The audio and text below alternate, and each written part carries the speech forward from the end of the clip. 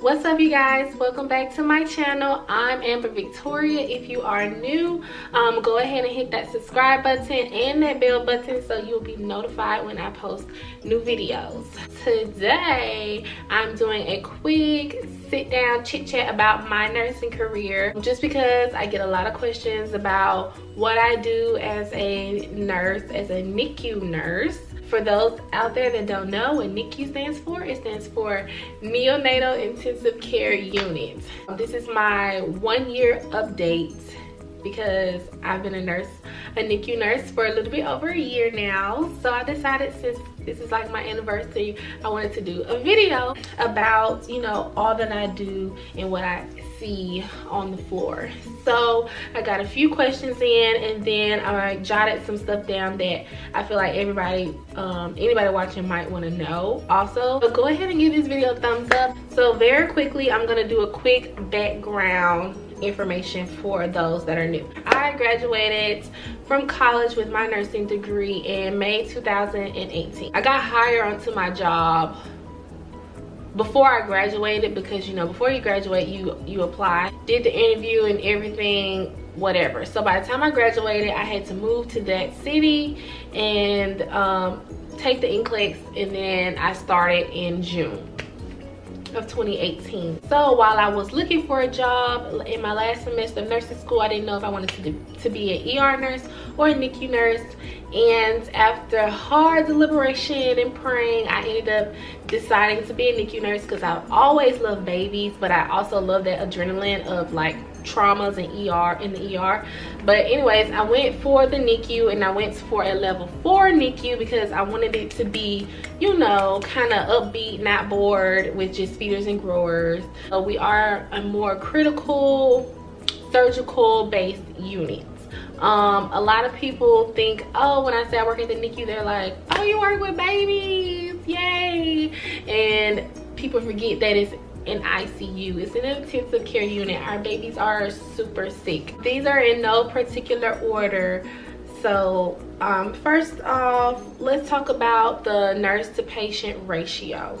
We are a 48 bed unit, so we're staffed with, we like to be staffed with at least 25 to 30 nurses every shift. I do work night shift, by the way, 7P to 7A. So our nurse to patient ratio is usually 2 to 1.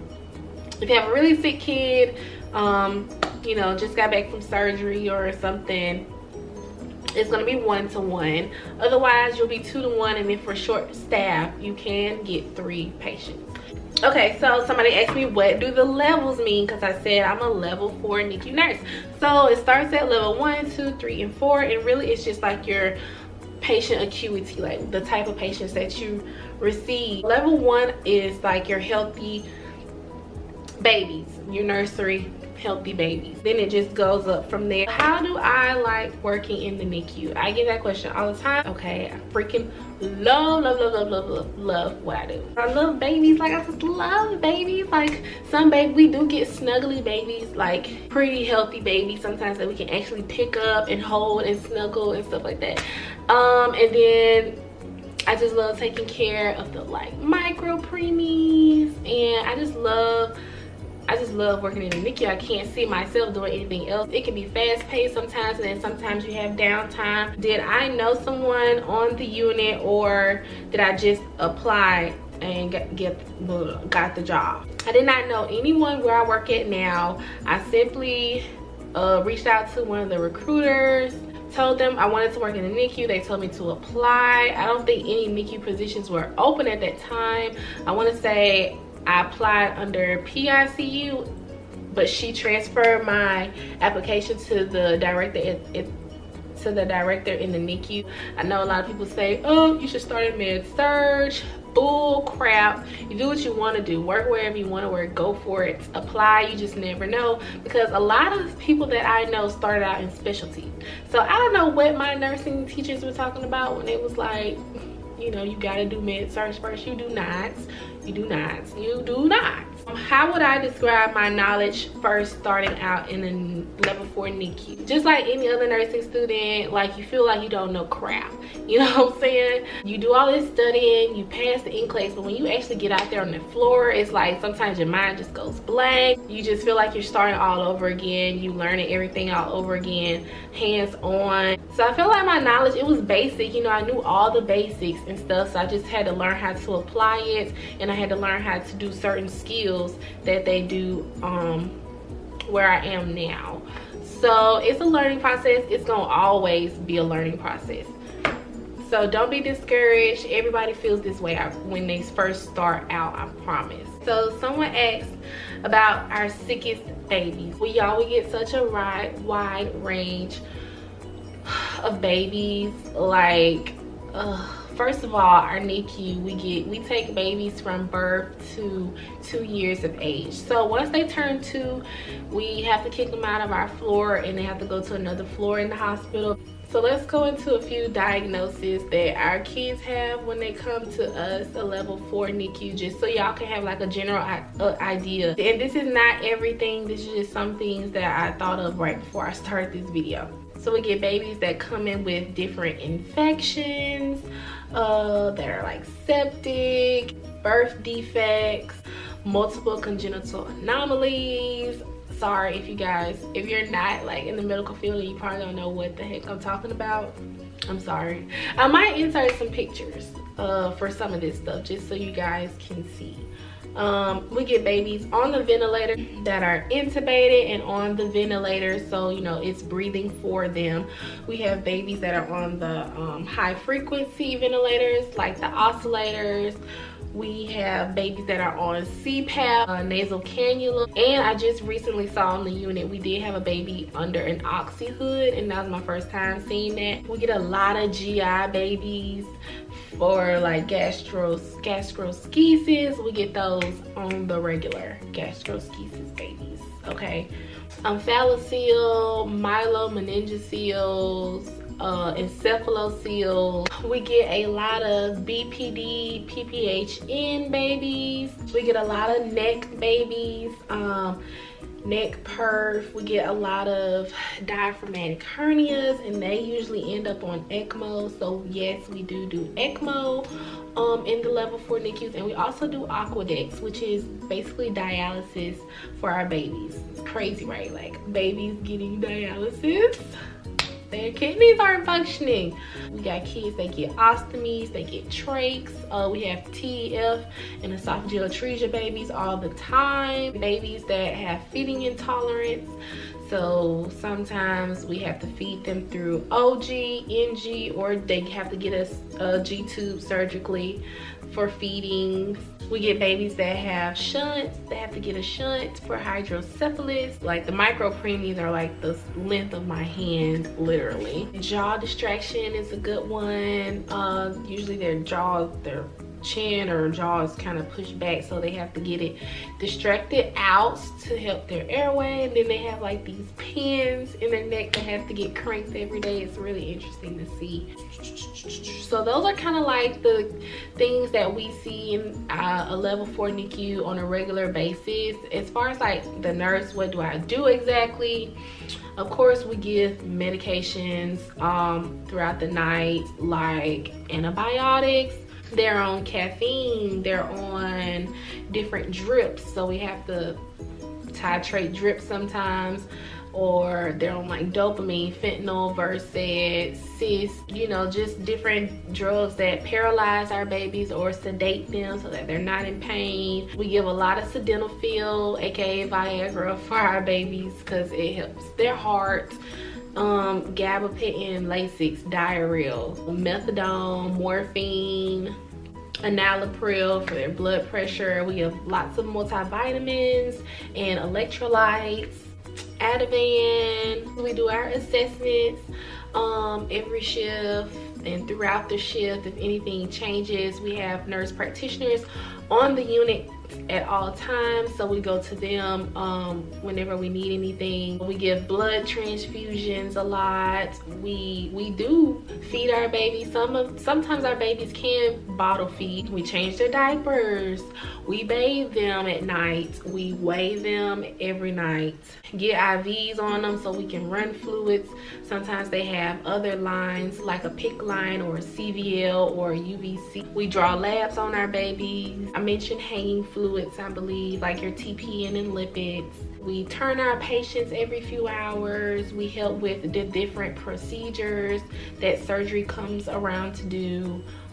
We're their right-hand man as that patient's nurse. You're right there helping ENT or, you know, surgery, neuro, whoever comes up. We change dressings sometimes, depending on if wound care gives us the okay to change them. Sometimes they come up and change them. We do have wound care, OT, PT that come around on our floor too. Trach care, because I mentioned we have a lot of trachs, so we have to clean their trachs.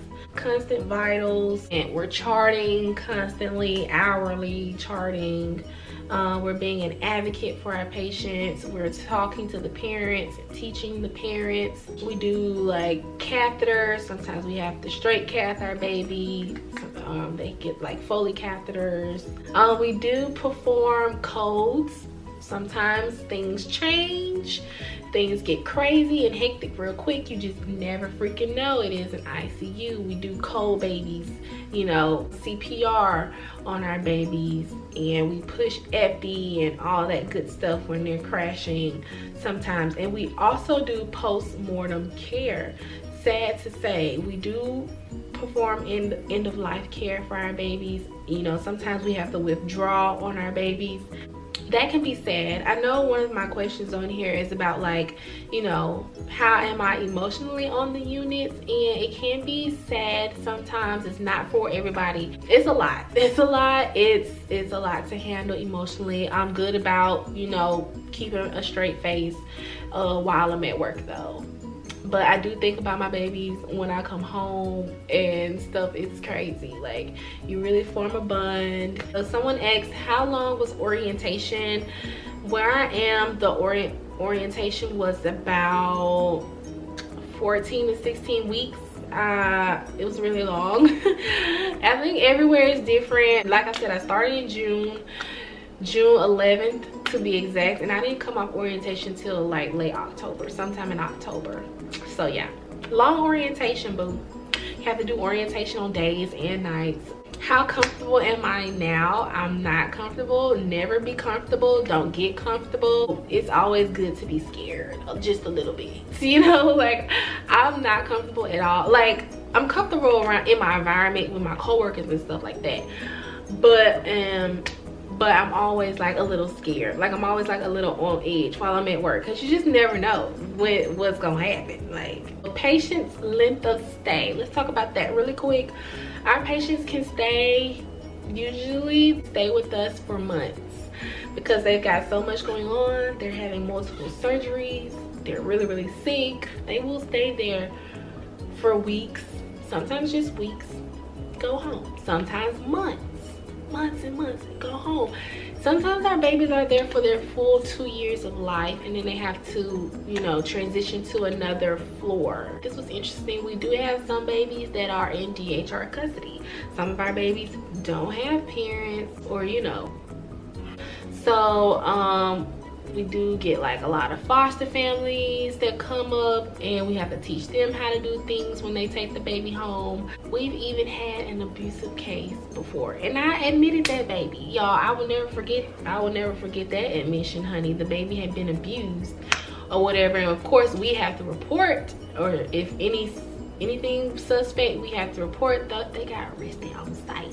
But anyways, with that being said, we do have like mobiles and swings and chairs and, you know, toys and books. Like, we have the whole 9 for our babies, because some of our babies are normal. Don't get me wrong, we do have a lot of normal babies. They just got, like, you know, a stomach thing going on, or extra digit, or just they're coming there for a minor surgery or something, and they can still play. We have play mats, like I said. We got PT that comes and will play with them. We have volunteers that come and play with our babies. I play with our babies, so they're not just laying in the bed unless they're really sick. Then they're just laying in the bed, and we've got like music, lullabies playing in the background, or you know, giving them some type of stimulation, unless our baby is so sick that they don't need any stimulation, like they're in a box or an isolate.